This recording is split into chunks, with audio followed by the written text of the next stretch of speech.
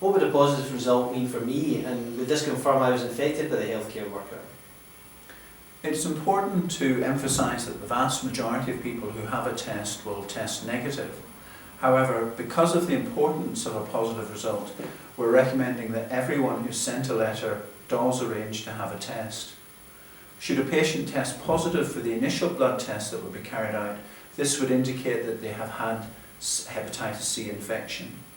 A further test would then be carried out to see if they are still infected.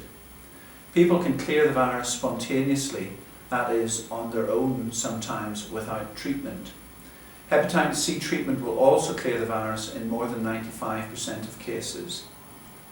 If further testing shows that a patient does have hepatitis C infection, they would be referred to specialist hepatitis doctors and nurses who would carry out further assessment and arrange treatment.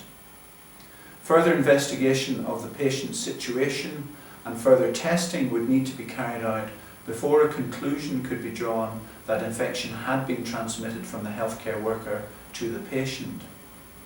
There are several risk factors for hepatitis C infection. The most common reason for infection with hepatitis C in the United Kingdom is sharing of needles and syringes by people who inject drugs. Other causes include blood transfusion before September 1991, organ or tissue transplant before 1992. A detailed history would be obtained from a patient who is positive for infection as part of their clinical assessment. The risk of being infected with hepatitis C is low.